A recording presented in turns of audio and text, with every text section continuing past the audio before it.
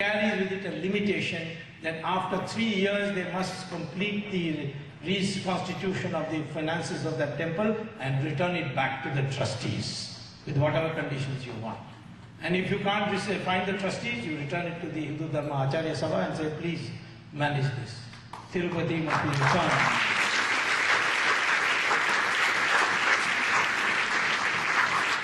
In Tirupati, people come and put money in a hundi, by boxes and almost by trucks, diamond, jewels, everything.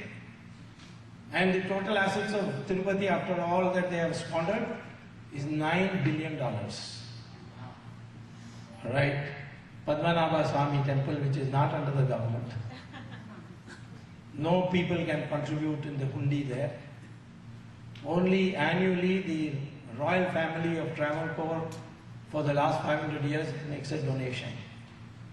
And what is its worth? $22 billion. So Padmanabha Swamy temple with minimal donation can have over so many years $22 billion. How is it that the Tirupati temple has only $9 billion? Tirupati should have $90 billion, not $9 billion. Because of the squandering that is taking place. We must liberate the temples because that's where the gods reside.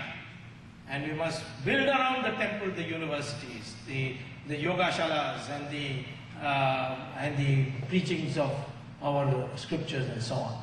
And make them into a place where people can come, not only to pray to God, but to learn something, learn Sanskrit there. There are many temples doing that, but we must do it more systematically and build a university around it. That was the original concept of the temple. And that's what we must bring back. If you do these 4 things, you will be a Virat Hindu and nobody would dare to touch our country. We will become a global economic power within the next 20 years. That's what we should strive for. If India is strong, you NRIs will be strong. Don't think that because you have come away and whatever happens to India, you are safe here. No, that's what the Indians of Uganda were thinking. One day they were thrown out because they were Indians. The Fiji people also were thinking like that. The Indian got elected to be Prime Minister, the army took over, it said nothing doing. Same situation is developing in Mauritius. What's happening in Guyana? In Bangladesh, they were 32% Hindu. Today only 5%. Nobody talks about the religious cleansing that is going on. If I drive away the Muslims from Kashmir, oh, what a halla there will be. Well, I wrote all this in an article in Bombay, and all the leftists are very scared of Hindu consolidation. Because they know that, because they are not godless people, they are atheists. So they have produced a big petition, not petition, big petition, because Harvard has 10,000 students, they produce 200 students. Most of them are having long hair and lice crawling all over there. Dirty people. They submitted it. What did the university say? They gave what India should have said in the first place. That whether you like the article or not, but the freedom of speech is sacred. Free speech is sacred.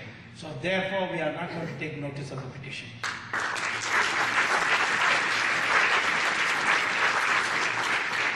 Amartya Sen, who hangs around Harvard, because basically he's beyond 80, he should be really in retirement. But anyway, he is an old communist, he's been recruiting for the Communist Party.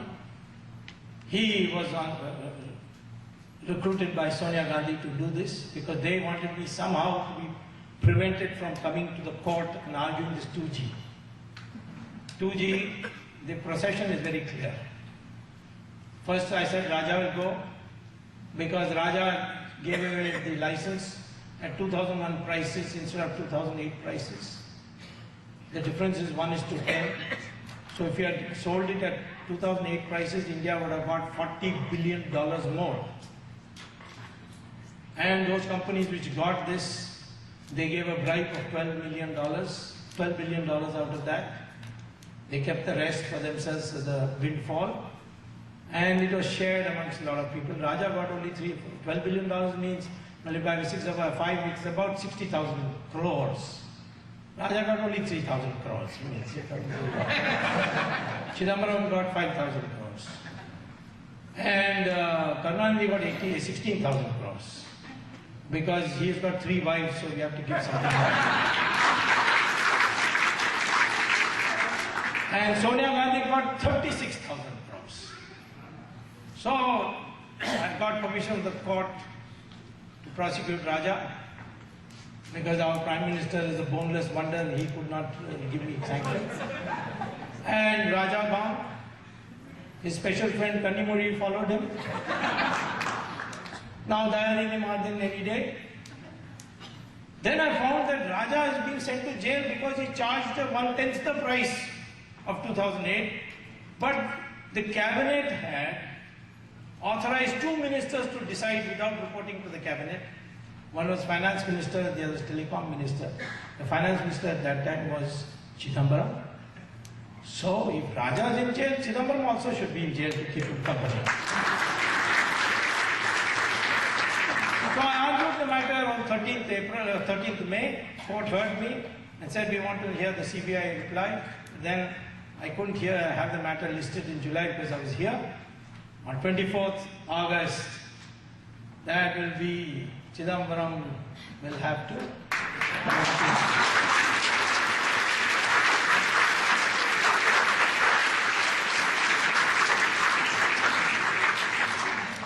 Tihar is no more called Tihar jail, it is called Club Tihar.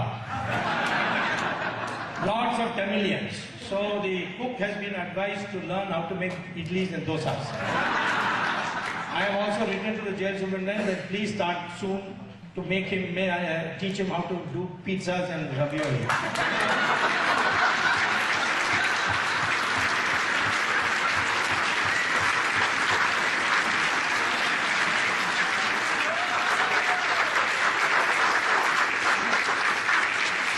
Let her get well in New York, she will rest in Tihar.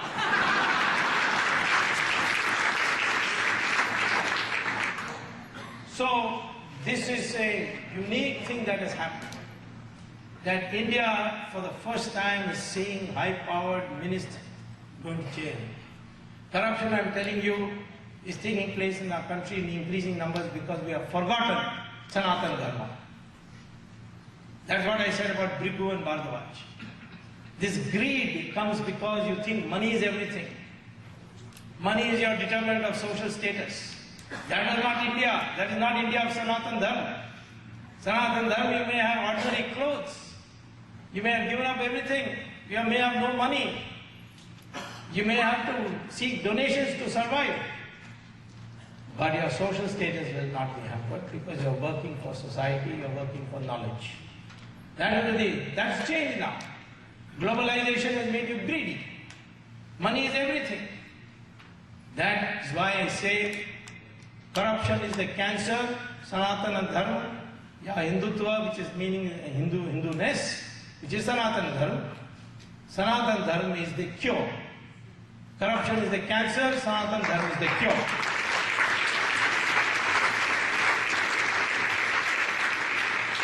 And that is the way we have to build our society.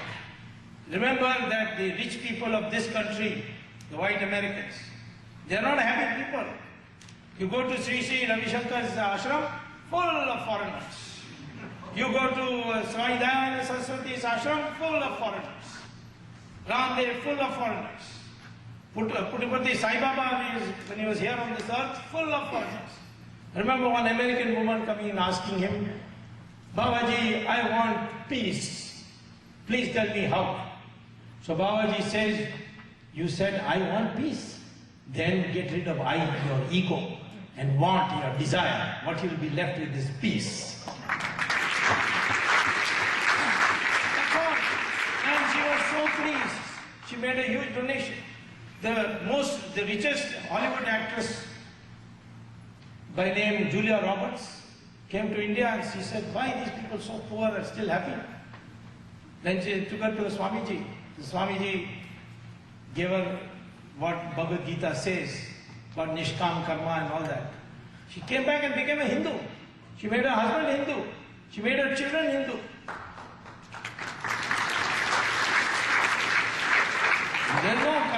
we can't give money to Julia Roberts to become Indian. A very rich woman. Same thing is Stephen Jobs of iPhone and iPad. He went to Varanasi and became a Hindu. Large numbers of people are becoming Hindu, they are not getting reported. They are already taken to yoga in a big way. They are learning Sanskrit because the NASA's report on artificial intelligence says the best language to store knowledge is Sanskrit. So they have now started a program. Bush's last act before leaving was to declare that any college which teaches Sanskrit, they will get special federal grants. So we are now in that kind of situation. Only we will have to be like we made, yoga became popular in India because the Americans took to yoga. So tomorrow they will learn Sanskrit, then we will also learn Sanskrit. That inferiority complex, please get rid of. Become a Virat Hindu. And I am telling you that these Swamijis, they may look ordinary, but they today exercise enormous influence all over the world because they are telling people how to be happy. Just money will not make you happy. You need a balance between spiritual values and material prosperity. In fact, when I am at Harvard, I get harassed by telephone calls saying, Swamiji, please come and give us a lecture on Bhagavad Gita. I said, I am not a genuine Swamiji. He said, oh, maybe we'll double your fees, then you will come. This is the India that is today on the threshold. We can either go to the ditch by becoming greedy and corrupt, or we can rise to the top and become once again, the greatest economic power, cultural power of the world. I think some of our natural friends we'll have to work with because we are suffering from terrorism and other things. The Americans and the Israelis, they are our natural friends. I think that it's possible to work an understanding with China. I find the Chinese very, practical people. When they make friends, they make good friends, and when you are not a good friend, then they will cheat you. So, therefore, we must understand that character. These 4 countries are the ones that will be shaping the future of the world. We should bond together, but first of all, let us liberate our character, let us liberate our mental blocks, let us liberate ourselves from our mental blocks, learn a new history, learn a new identity, take a new identity, that of a Virat Hindu. We will be all great people once again. Thank you very much.